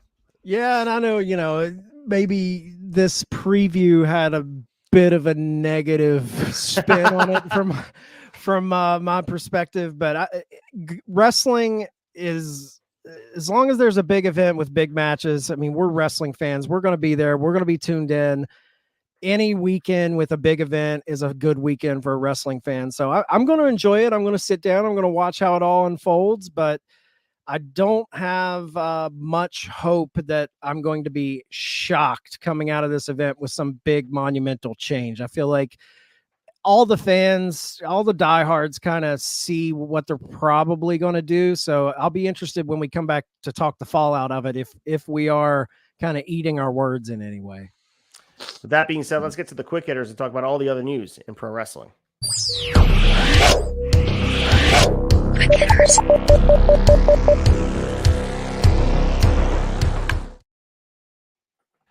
All right, let's start with the first story here. We had the fallout from Collision on Saturday night, the AEW World Championship match. MJF defeated Kenny Omega to retain his championship. The bigger story here is now MJF will be the longest reigning AEW World Champion in company history, breaking the record really in style. So this match between the two guys, Kenny Omega and MJF, was a first-time match on AEW television, lived up to all the billing. This would have been perfect on a pay-per-view. It would have lived up to every piece of it. Clean finish, some shenanigans outside with Don Callis on the outside, but this accomplished two things: legitimized him passing Kenny Omega in a fashion they did not have to, and also MJF beating Kenny Omega in this way was kind of a crowning moment for Maxwell. Absolutely. This is just another feather in his cap. If you look at the year MJF has had, arguably wrestler of the year. People forget, there's a lot of like recency bias, but this year started off with him and Danielson in a barn burner Iron Man match. Yep. And now you're putting a Kenny Omega win in your belt on a episode of Collision. He's still got Jay White at Full Gear. He's still defending those ROH titles at Full Gear. Talk about a just complete disparity when it comes to world champions. I hate to keep comparing AEW and WWE, but look at what Roman's doing. And then you've got Max over on AEW, not only wrestling every pay-per-view, but he's sometimes wrestling twice. All in, he wrestled twice. He defended 2 titles, and it looks like he's going to do it at Full Gear too. So, yeah, what a big moment for Max to get this win over arguably AEW's top guy. I mean, I know, some people don't like the way Omega's been booked, but he was their longest reigning champion. And that reign, when he was, the belt collector, one of the best stories AEW's ever produced. And he's getting a big win over one of wrestling's top stars. That's huge for Max. Yep. And continuing with AEW, Bryan Danielson's out for the rest of the year with a broken orbital bone. So we got clarification on Saturday's Collision that Claudio came out. He said that Danielson had broken the orbital bone during the tag team match on Wednesday's Dynamite. And then Shivani later noted that Danielson will need surgery and be out the rest of the year. So we saw the ending of Dynamite where Danielson was being tended to on the apron. Seemed like he was selling, and it just felt awkward to end the show. But like people are pinpointing watching the footage. Danielson took an orange punch and then a Rainmaker clothesline. And then after that, I think either the forearm of Okada hit him in the orbital bone just right, where it just blew up, and things happen like that. So it's no one's fault. It's just, it's unfortunate because Danielson had been out of action this summer. He had the broken arm during the match against Okada at Forbidden Door. He made his return at All Out, defying all odds against Ricky Starks. It looked like he was going to be here. Talk about putting the gas on, having meaningful matches in this last year of his career. Of course, injuries happen in the ring. It just sucks because we felt like we're on the precipice of something special with Danielson, and now we have to wait. Yeah, Danielson and Okada are cursed, man. Maybe they shouldn't lock up ever again. And I love Danielson, and it's a big bummer that, in this final run, he's getting these injuries, but that was a critique of him coming in being a bit brittle, since he's been in AEW. What's this, his third being on the shelf? He broke his arm. He had the concussion situation. So 3 times, this is the 3rd time of him sitting out, maybe 4th. I think it's the 3rd, but man, like anytime this guy gets some steam, something happens. I hate it. It's a bummer. The rest of the year, at least it's only 2 months, but still, yeah, like that's a major player to not be able to factor into your matchmaking. Speaking of major players, that is definitely considered in MLW plans. Alex Hammerstone has reportedly, according to Fightful, asked for his release from his contract through MLW. So Hammerstone hasn't been informed of MLW's decision, and Fightful reported as of now, MLW does not intend to grant Hammerstone's request. So we know Hammerstone is the former MLW World Heavyweight Champion from October 2021 to July 2023. Lost it to Alex Kane, who's still holding the championship now. I believe Alex Kane's still the champion, right? Yeah. So in December 2021, Hammerstone signed a new multi-year contract. He's apparently under contract until 2025, so there's no incentive for MLW unless they want to be nice people to let him out. But Fightful was noting that the relationship between Hammerstone and MLW has become, quote, frayed. Hammerstone wants to leave the promotion, and he wanted a buyout when 2 sides have been in communication earlier in the year, and MLW wants to retain Hammerstone and has been in contact with him. And the report notes that MLW's perspective is Hammerstone's motivation decreased when he was booked to lose the world title to Alex Kane earlier in the year. So they're looking at from their end, we have you under control to 2005. This tale as old as time in sports elsewhere. You signed a deal and You may not like the deal years later, but he has to find a way out of this if he wants. But, I'm sure he's looking at the wrestling landscape open up, and obviously everyone wants guaranteed money. You want to find a home where you get consistent, promotion on screen. MLW was doing that in the beginning of the year, that they seemed like a viable option. But, we know his history, with MJF and Richard Holiday, and maybe there's some Richard Holiday's out there again. Thankfully, he's healthy again. Maybe he wants to go to AEW, and maybe Hammerstone wants to do the whole thing where they reunite the dynasty over on AEW television. Hammerstone's like, dude, I'm stuck till 2025. If he's just disgruntled because he had to drop the title, that's not a way to go about it. But that also seems like promotional spin from Court Bauer and the brass over at MLW, because I've heard, if you follow Major League Wrestling's track record, they've been in this situation before. They're pretty sometimes they can be hard line with talent. I know they were pretty open to MJF working with AEW early on, and also Brian Pillman Jr. was tied up with MLW when he was working with AEW during the pandemic. But I think those were unique situations because the way their contracts were drawn up, AEW wasn't mentioned as a place they could not work. So they had to restructure their contracts with the creation of All Elite Wrestling. And that was a loophole where they couldn't prevent them from working there. So I've heard Joey Janela talk about MLW being kind of hardlined and hard to deal with contracts and letting wrestlers out of them and things like that. And, business is business. You sign your name on the dotted line, you have to honor your contract. I get that.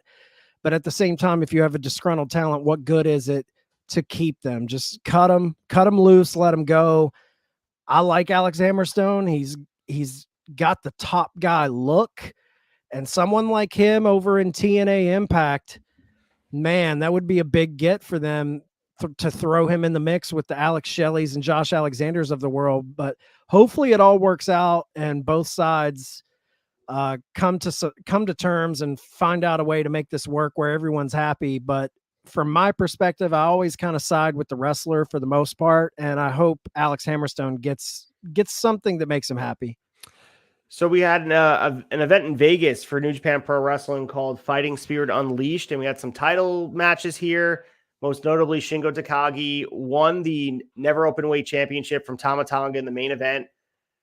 So this sets up some other interesting stories. This ends Tonga's run. He won the title 19 days ago, defeating Finlay from the title back at Destruction in Ragoku on October 9th. After the match, Takagi challenged anyone to come out and challenge him. No one did. And as Takagi's music started to play, the arena went dark, a video which has been shown. And then Trent Beretta challenged Takagi to a match at the next event in the U.S. in Dallas, November 10th for the Lone Star Shootout. Other matches in the card, we saw Julia successfully defend her New Japan Pro Wrestling Strong Women's Championship against High-End. Eddie Kingston defeated Aaron Henare to retain the New Japan Strong Openweight Championship. And in a match featuring the IWGP World Heavyweight Champion, Sonata and Uemura went to a time limit draw against Naito and Takahashi. So New Japan Pro Wrestling still humming underneath the surface. They're not really on the forefront of anyone's minds, but they're trying to reestablish themselves. I like that they took Yua back over from Impact. He's someone I think could be very essential to them in their build towards the future. They definitely need to focus on newer stars. Seeing Julia over there, she's not long for staying over there. She's going to be in the States eventually because she's a superstar waiting to happen once WWE or AEW get their hands on her. Yeah, I think they're, like you said it best. They need to focus on the future and make Sonata somehow, some way, make him feel like a top guy. Right now, I feel like they're resting on their laurels of their legends a little bit. Tama Tonga, I think he could, I don't know what his contract situation, but I wouldn't be surprised if he finally makes the leap to America and joins WWE with the bloodline. And who knows what could happen, but Eddie Kingston crushing it, that 2-champ reign with ROH and the strong openweight title. They do seem, New Japan feels like a little bit of an afterthought right now. They don't feel as hot as they have been. So I want to see them start putting the pieces together. And I agree with you on Julia. I think she's stateside sooner than later. She is arguably one of the biggest female wrestlers on the planet right now. 100%. And we had Impact confirming their upcoming event, Final Resolution, is scheduled to take place Saturday, December 9th at the Don Kolov Arena in Toronto. So released a press release talking about it. So we're going to get matches set up here, but that will be the final pay-per-view of the Impact era. It is going to be Final Resolution, and we're going to see some of the stories being paid off here. And we're also obviously looking towards Eyes on Hard to Kill, where TNA will be reemerging from the ashes. And we're going to be getting, right now, we have Trinity, defending her championship. That's confirmed. But there's also a lot of other, Jordan Grace obviously is taking her on for the championship, but there's other matches that will be announced. But interesting, they're going back to Toronto. They were talking about running new cities, and Toronto's been a hub for them. Chicago, Toronto, rinse, repeat. Why would you reinvent it? But maybe they're going to wait until after the start of 2024 to start running some markets they don't usually run. Yeah, I think Canada's really good for them, Toronto especially. And I do think this new directive of hitting new cities, possibly going live, all the new production, all of that stuff. I think we're going to see all those changes coming. Hard to Kill, post Hard to Kill with TNA, the rebranding, everything. I'm just interested to get to Hard to Kill. Like, right. I feel let's ride out these last couple months, and I'm really excited to see what 2024 has in store for TNA. Speaking of TNA, one of the United Kingdom's top up-and-coming wrestlers has signed a contract with them. So at Impact's Wrestling UK Invasion Tour in Coventry on Saturday, it was announced that 19-year-old Leon Slater has signed a long-term contract with TNA. So we saw Slater make his Impact debut on night one of the tour this past Thursday. He is this guy, I don't know if you've seen clips of it, Chad, but he does a 450 swanton, this ridiculous move. Wow. That is insane. He won the Revolution Pro British J Cup tournament this month, so he's kind of hot on everybody's mind. 19 years old. He made his New Japan Pro Wrestling debut this month. He competed at Royal Quest 3 in London. So we have, again, this is the second big signing for them, because PCO being the first one, it was a re-signing, but TNA making its return and having more money towards production and value. Signing talent is also part of it, investing in young talent, and a guy who is at this point 19 years old. He's a prodigy, has already impressed people on the independents to the point where he's risen this far up. Good guy to build around. Yeah, I think Impact is sneaky good with bringing in guys, because let's be honest, man, it's a hard road out there for the number 3, number 4, number 5 promotions like TNA, MLW, NWA. In a sense, they're kind of having to mine and pick up the scraps that AEW and WWE don't target. So when I see an Impact TNA pick up guys like Leon Slater or pick up guys like Speedball Mike Bailey, it goes to show you that they have a good eye, and they're scooping up talent that for whatever reason AEW and WWE kind of pass on, or maybe aren't even on their radar. So when I see them pick up new guys like this, it gets me excited, because you know that the brain trust behind TNA, they're watching, and it's tricky, man. It's a talent. There's a talent in watching those independents and looking for those guys that maybe have been missed by the major promotions. I think this is a windfall pickup for Impact Wrestling. So we also had Jon Moxley coming out and furthering the story. We heard Alex Shelley talking about concussion spotters. Jon Moxley, obviously the guy who received the most notable concussion lately at AEW Dynamite Grand Slam last month. So he recently told The Messenger that he felt progressively worse as the match wore on before he eventually realized he should not continue. So some of the quotes here, he said, I just kept getting progressively more lost and couldn't figure out where I was. Then I had this moment of clarity, like, oh, I'm fucked up. I gotta get the F out of here. So Moxley says that there should be, similar to what Alex Shelley was saying, a uniquely tailored concussion spotting system. And he said someone has to bring it up. And he said pro wrestling's such a strange thing. In football, if a guy goes down, he doesn't go back to the huddle, he's messed up. In pro wrestling, a lot of times it's hard to tell what's real and what's fake. And then he also said maybe to put a doctor and an experienced wrestler to watch the shows on a separate feed to see if they can identify things that are a little bit out of the norm and being able to decipher, because that's what he's talking about here, is deciphering what's selling. Because we talk about the Bryan Danielson matches, like where he was doing the seizure selling and people were legitimately scared for him, but it wound up just being part of the work. And that is the magic of pro wrestling. But it's hard to identify when someone's actually in danger. Yeah, that's a tricky spot to be in, man. I know everyone went after the ref in that match. Like, why did even John Moxley was mad, like, because he wanted him to make that pin and he didn't make that pin. It's a tough spot to be in, though, because you don't want to be the ref that stops a match when the wrestler is just selling. So even having a doctor in the back watching on a separate feed, like, how's the doctor going to tell? How? Well, I think that's the role of the experienced wrestler, to sit with him and be like, "Hey, he's not selling." But it's a very individual thing, though. Like, it like really a wrestler, is. you can have Mick Foley sitting back there, and even those guys can get work. There were other people that were talking. Again, Bryan Danielson's the seizure selling thing. There were people online talking about that they were convinced it wasn't selling. Yeah, it was. He said in the scrum. So it's not. It's not tricky. Science. It's not a science at all. And you can say the ref needs to be more vocal in checking in on the wrestlers during the match, but even that's tricky, like if you're not in the right spot at the right time, it's Mox put it best, wrestling is very unique in that way. It's not like pro football. So Moxley finished it up and said, as soon as the doctor sees a sign of somebody being concussed, he just hits the red button. Boom, this is over. No matter how much time is left, no matter if it's on live TV, it's just over, and you figure it out from there. It's kind of what they did, but he made the call himself. Right. And they had a pivot, and Rey Fenix was not intended to be the international champion, and they figured it out, and they pivoted plans. But safety is the utmost concern. It has to be. Absolutely. So we have a new event that's been added to AEW's pay-per-view calendar. We've been covering this story for the full year here as AEW continues to collect these other events. And they announced it during Wednesday's Dynamite that the event called AEW World's End will air on pay-per-view on Saturday, December 30th from the Nassau Veterans Memorial Coliseum on Long Island, New York. So tickets will be on sale November 3rd.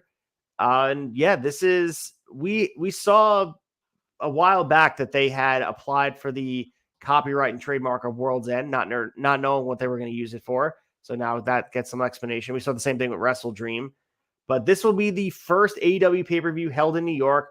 Nassau Coliseum is kind of a void of any real action. I think like they have Disney on Ice, and I think minor league basketball plays there now the Islanders play at UBS Arena, but a historic venue, home of SummerSlam 2002, 1/3 of the home of WrestleMania 2. So this has seen some other historic wrestling events.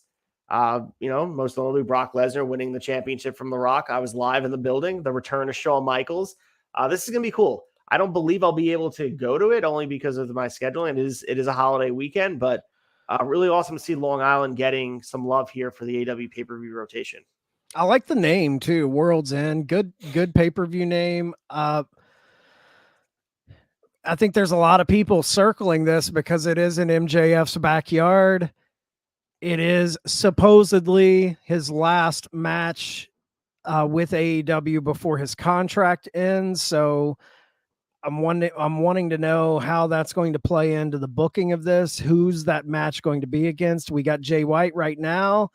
We know they try to pull out the big guns when they launch a pay-per-view. We saw that with Wrestle Dream, putting Danielson and Zack Sabre Jr. dream match together. It's going to be interesting to see who MJF in his hometown is going up against. I don't see any world where Tony Khan puts this much booking effort into MJF only to let him leave. I think he's going to open the checkbook and say, what do I need to give you to get you to stay? I kind of think he's already signed, to be honest, but we'll see how this goes. So we also have WWE SummerSlam 2024 heading to Cleveland, Ohio. So Fightful reported that the city's in the running to land the event. Sources within the city confirmed this to them. And WWE had said it's a likely host city, even though they don't know exactly what venue they're going to be at. Obviously, they've done stadiums, so maybe they'll have where the Cleveland Browns stadium play. They also can do the Rocket Mortgage Fieldhouse, which is where the Cleveland Cavaliers play.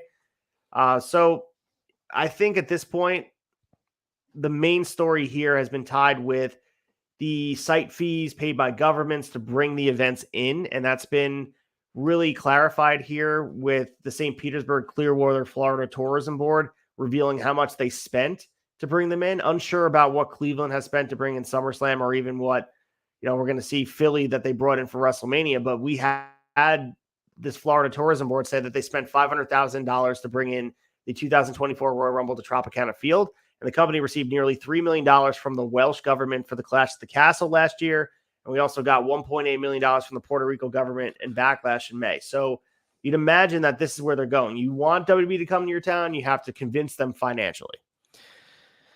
Yeah, it's pricey it's pricey, but at the same time, you're probably getting a large kickback to your economy when you factor in restaurants, hotels, taxis, Ubers, all of that. I'm sure a lot of money's pouring into the economy. I don't think of Cleveland when I think of SummerSlam, but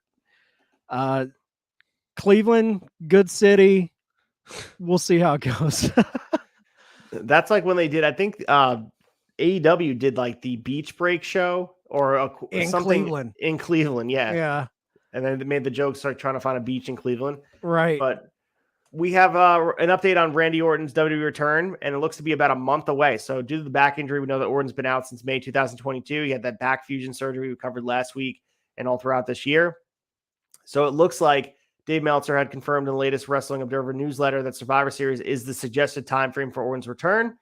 So when asked about Orton's return at Survivor Series, the Observer were told that the suggested time frame are likely about a month or so. So his doctor, Meltzer made it clear, his doctor did suggest that he should retire, and Orton makes a ton of money. He really wants to go until 50 if possible. He's currently 43. I don't know if we're going to get 7 more years of Randy Orton, but if we can get just a little bit more, squeeze a little bit more out of it, I think he can give back to the business in a big way. Yeah, if this is the recommendation he's getting, I could see him coming out at Survivor Series possibly in just a non-physical perspective, but Right. If they're wanting him to come back and be featured on a card, maybe they make him wait to the Rumble. So something to look at for sure. Speaking of PLEs, we have Paris, France could be the next major international city to host one. So Fightful also reported that some internal schedules in the company have WWE Backlash 2024 is taking place in Paris. So while deals yet to be finalized, running a PLE from Paris is said to be discussed heavily. Obviously, this comes on the same week that WWE announced its first ever PLE in Germany. It will be Bash in Berlin on August 31st, 2024 from the Mercedes-Benz Arena. And obviously, we have the announcement earlier a couple months ago was 2024 Elimination Chamber will be held at the Optus Stadium in Perth, Australia. So a lot of these different events are happening internationally, which we were talking about before. The scope of what WWE is doing has been changing. They've always been an international brand, but now they're taking it on the road. Yeah, and I'm not mad at it. I like the international flavor when they go into cities because I think the boys over on Raw Down kind of talked about it, and it's so true. American audiences are spoiled, and sometimes we take big shows for granted, and we don't show out from a rowdiness perspective when the show comes to town. I see a lot of WWE crowds sitting on their hands sometimes when you go to Puerto Rico, when you go to Welsh for Clash at the Castle. Those fans are happy you're there, and they are wild and rowdy and loud. So I like that they go to these cities. It is going to be interesting, though, when you go into Berlin's, when you go into Paris. Australia, I think, has proven themselves to be a very rowdy wrestling community. But with Berlin, I know Germany's got a big following there, but with Paris, I'm like, how's the fans going to react? So it'll be interesting to see how hot the crowds are in these places that we've never been to. We know London shows out, but how is France going to show out? So we also have Ronda Rousey returning to the ring on Thursday night. So this is a 2-part story. So Ronda Rousey attended the Lucha Vavoom Area 51 at the Mayan Theater in LA. So she ended up involved in an impromptu match on the show. She teamed with her longtime training partner, Marina Shafir. And then 2 Four Horsemen MMA members wrestled Taya Valkyrie from note from being over there, and then Brian Kendrick in a tag team match.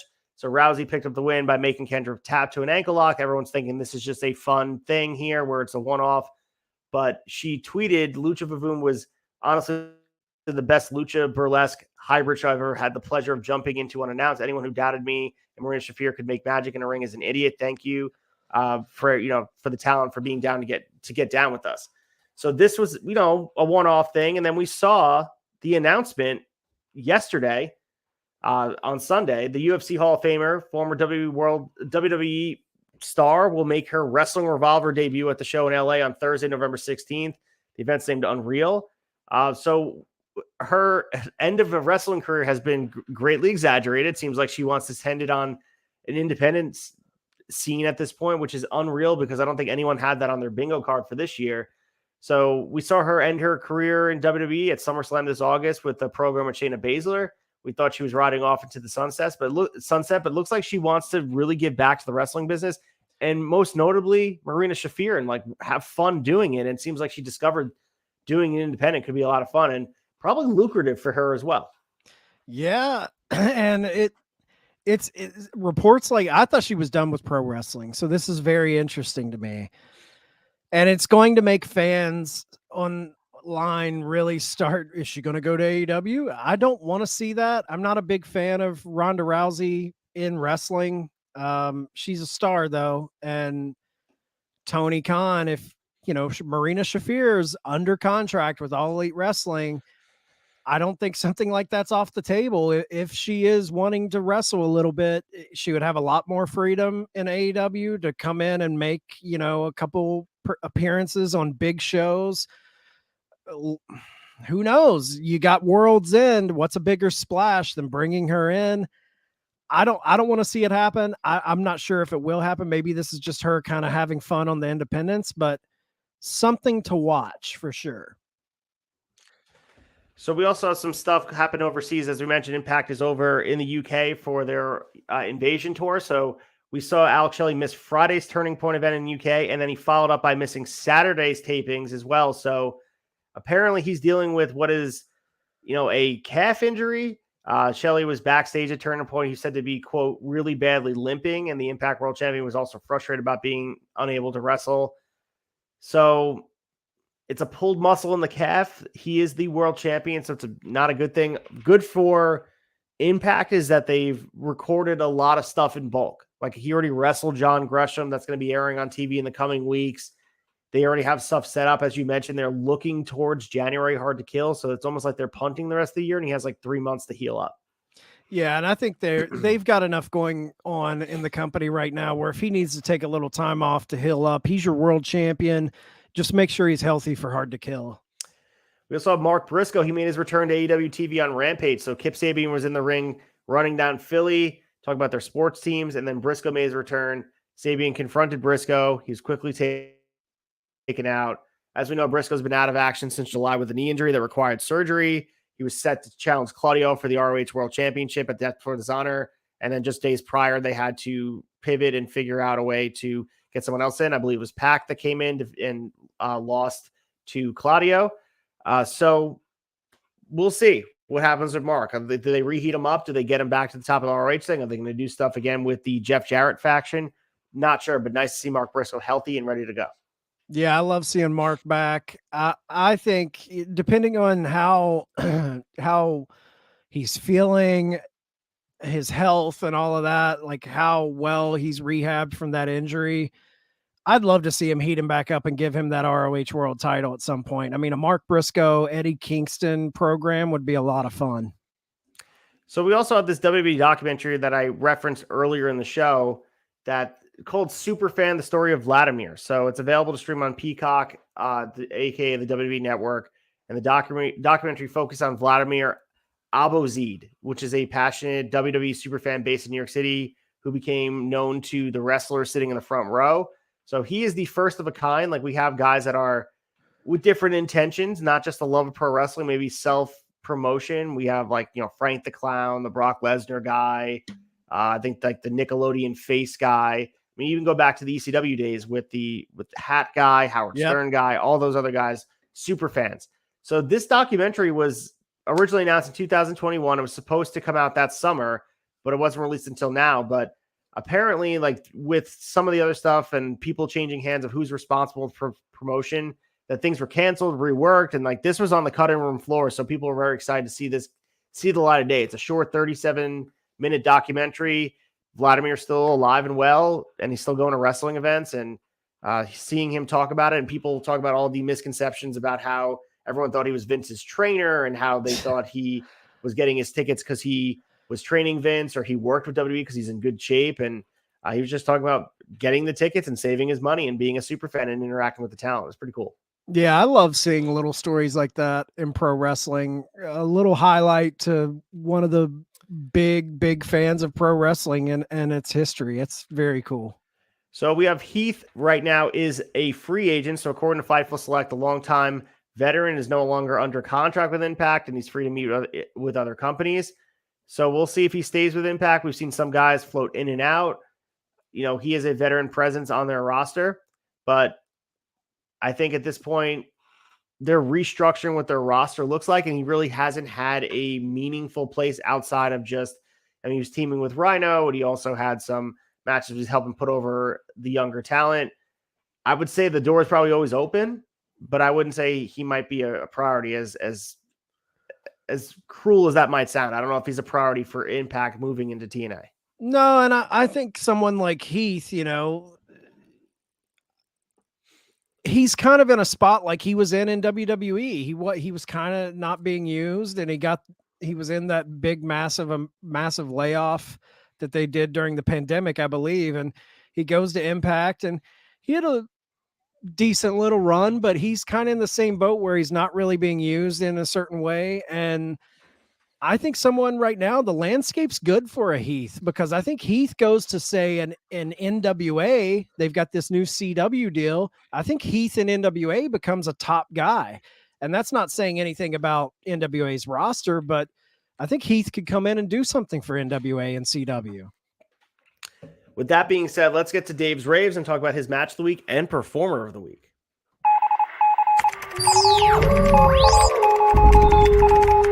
Dave raves. All right, so in the Wrestling Observer newsletter, his match of the week was Will Ospreay versus Mike Bailey from Bound for Glory, Chicago Cicero Stadium. He gave this match 5.25 stars. So damn, he was very impressed with this match, liked everything happening. He did say crowd went nuts from the intro of Ospreay until the end of the match. He said Bailey did a moonsault off the middle rope to the floor, went play-by-play here, and he said the Christmas here in moves was at a completely different level than anyone in the business.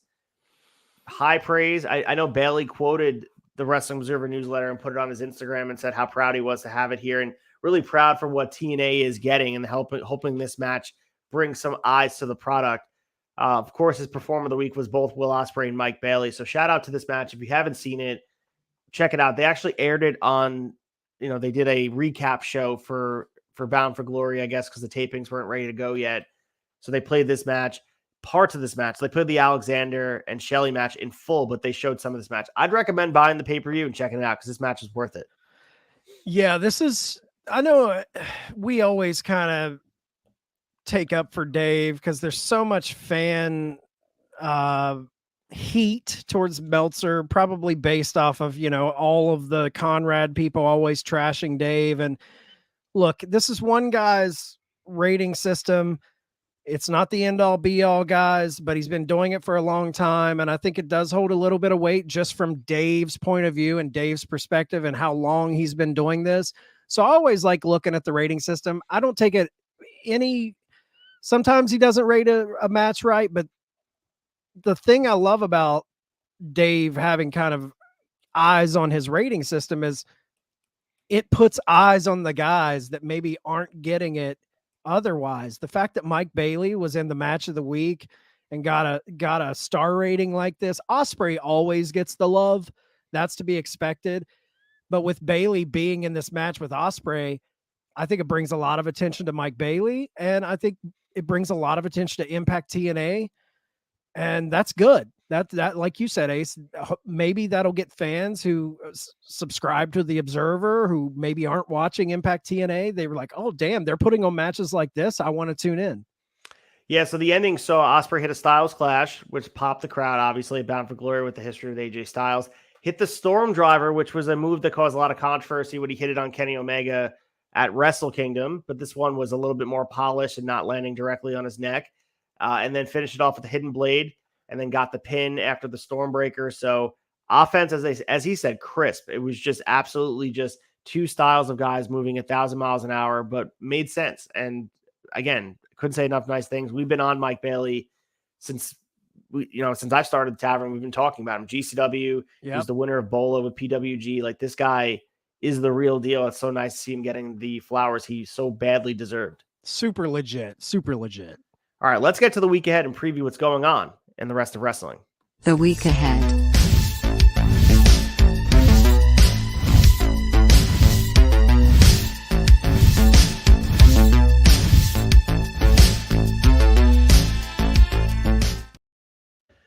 All right, so tonight on Raw, if you're watching right now, I think it is about an hour in or so, we have Seth Rollins versus JD McDonough. We have DIY, Johnny Gargano and Tommaso Ciampa teaming up against Imperium, Ludwig Kaiser, and Giovanni Vinci.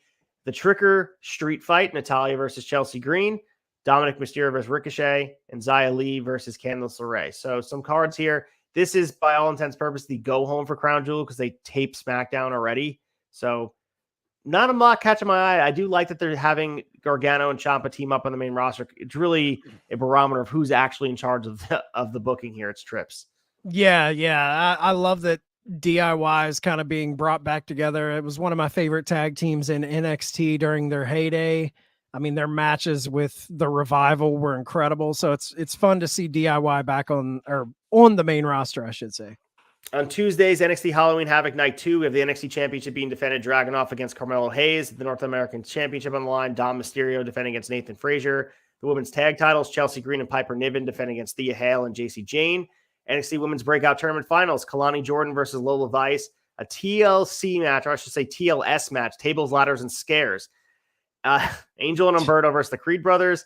Braun Breaker versus Mr. Stone, and Tiffany Stratton versus Fallon Henley. So, stacked second night of NXT. They still keep on rolling. Yeah, that North American title's got my interest with Dominic Mysterio, not because of Dom, but because of Nathan Frazier. That kid is a star in waiting, man. AEW Dynamite on Wednesday, the International Championship being defended, Orange Cassidy against Claudio. And then we have Jay White, Juice Robinson, and the Guns versus MJF and 3 mystery partners in 8-man tag team action. So maybe it's the Acclaim, maybe it's not. Yeah, if it's me, I'm throwing MJF with the guys targeting him. Throw him in there with Wardlow. Throw him in there with Joe. Throw him in there with Omega, maybe even, that he just beat. Cool. Like, it would be fun. We also have on Friday the United States Championship weigh-in with Rey Mysterio and Logan Paul, and then Bianca Belair versus Bayley.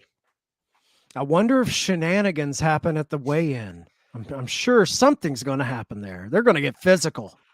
So AEW Collision, no matches announced yet. Impact on Access. We have Chicago, Bound for Glory, Fallout. I have all the matchings listed, but I don't know what they're putting on there. It could be Alexander versus Ospreay. It could be Shelley versus Gresham. Who knows? But I know we're going to get some of the tapings that happened that weekend following. So that's all we got, dude. Good show, man. Good show. Guys, thanks for tuning in. We'll be back next week. Go to theturnbuckletavern.com. Follow Ace at Acefield Retro. He's got all the shows with Remarkable Wrestling. Go check out a show. If you go to if you go to theturnbuckletavern.com, just check out our YouTube, Apple, and Spotify. Subscribe, leave reviews. That's our hub for everything we got going on. And until next Monday, when we wine and dine with you kings and queens, stay out of the alley and away from the pork and beans. God luck and good speed. Reach for the sky, boy.